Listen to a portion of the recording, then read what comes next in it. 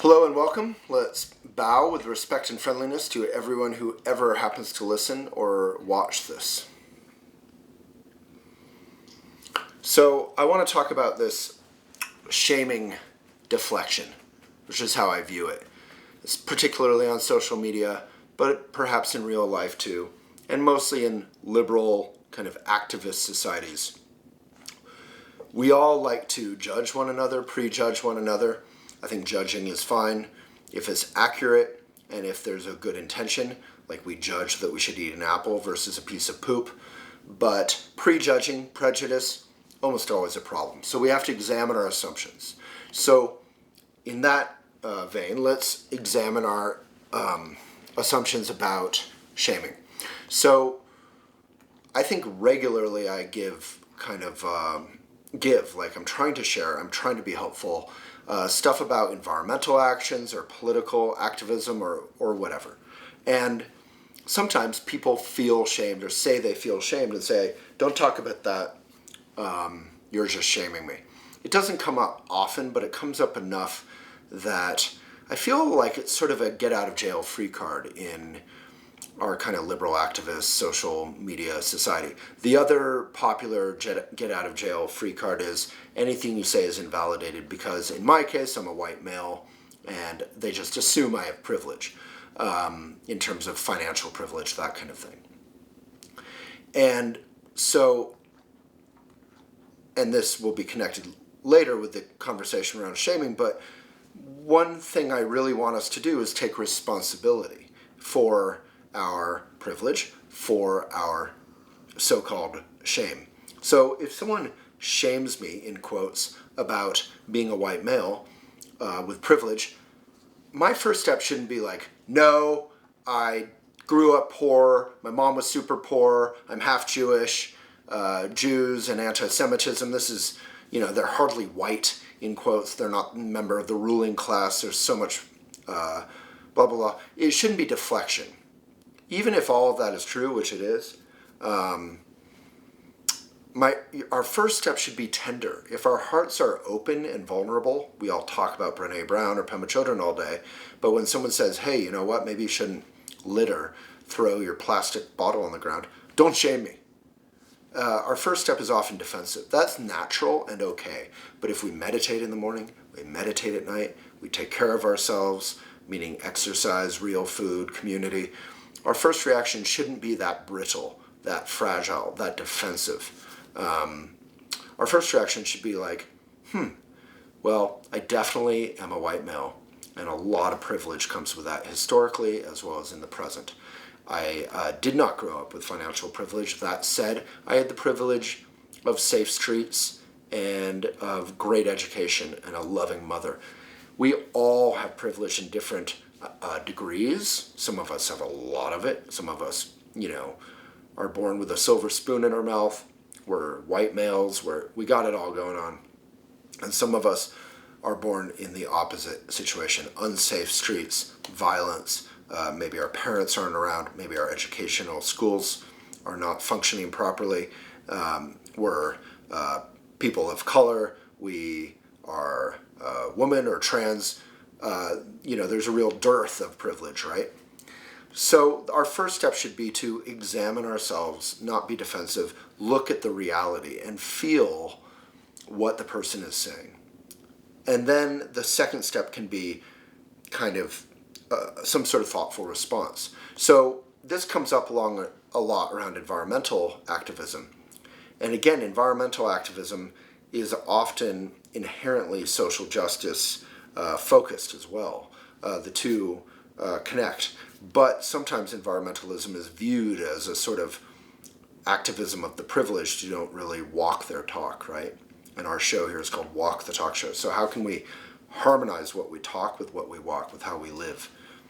So I think just if we can, next time you think you feel shamed, or next time you are afraid of saying something to someone, you need to be willing to quote unquote shame someone, but do it with good intentions, with love, with being kind, with looking at sort of the best possibility of that person. So I see people idling their cars every single day, and it's a challenge to figure out how to, rap on their window and say something.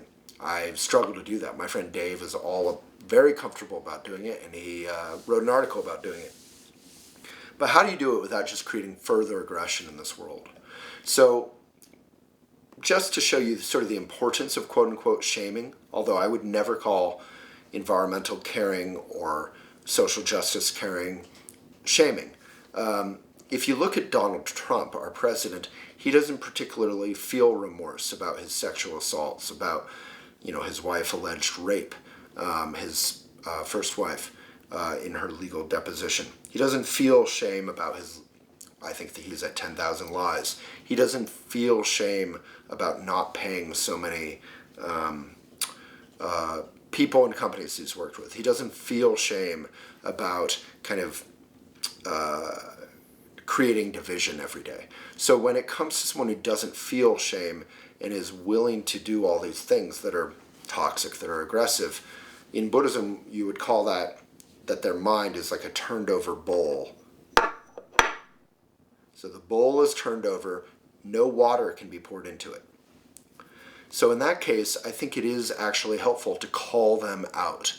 To say in a public arena, I have tried to communicate with this individual, this could be in your own community, but they are doing unhealthy stuff. It's sort of like if someone in your little town or your city kept assaulting, groping women, say. You would hopefully talk to them once and say, hey, I've heard from XYZ that XYZ has happened. If that is the case, that is not appropriate. Obviously, you could take steps like reporting this person, but I'm trying to keep it as an analogy. If they didn't hear that and didn't change their behavior and didn't feel some remorse, some shame, some regret, some sadness, and change their ways, I think calling them out is a good step. But you don't want to call them out with aggression. And again, the groping analogy is probably too intense, but you don't want to create further aggression. So like there's a lady here in Boulder who several times has accused me basically of being a racist and a sexist and a privileged and all these things, basically because she disagrees with 20% of what I think about affordability in Boulder versus what she thinks about affordability. We both, however, are aligned in viewing affordability as a crisis in Boulder, meaning the real estate market has doubled in the last 5 years, basically, and so many of our dear friends and so many people of color, so many people who work in our restaurants and all that, they can no longer afford to live here. So it's a crisis.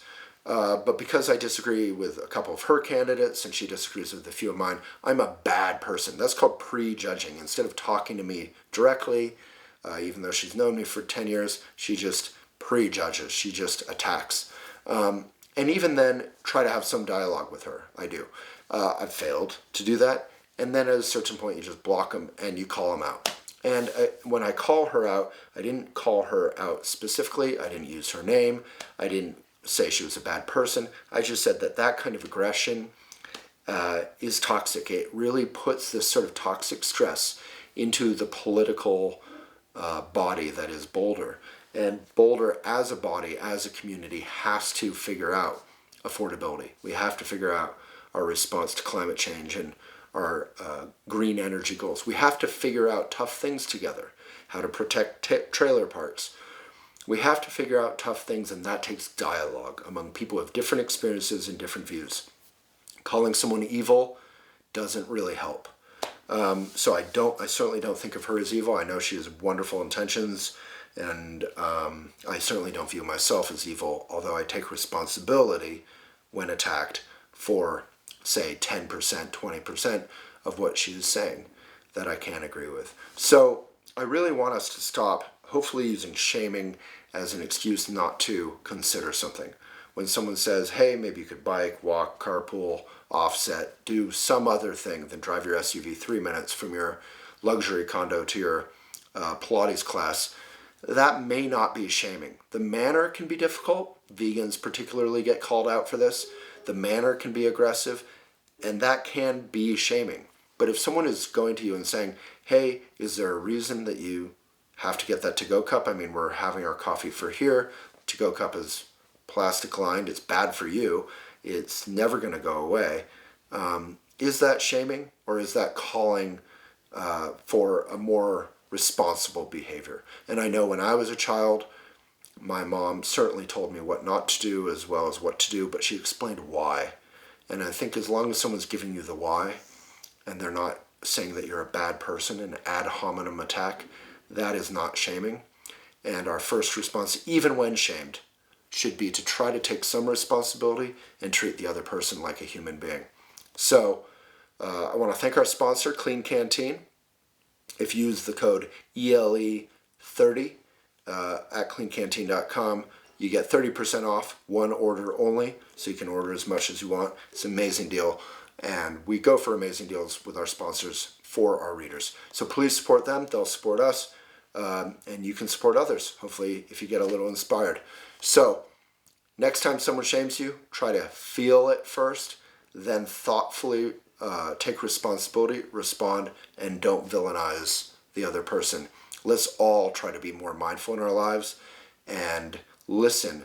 This can be hard in intimate couples. Even close couples have difficulty saying, you know what, you always leave your socks on the floor and I have to pick them up, or they're just there all day. Or you know what, you never do the dishes. It's disgusting in there. I do them all the time. It's not fair. You know how hard it is to bring up those things with your roommates or your boyfriend or girlfriend or husband or wife.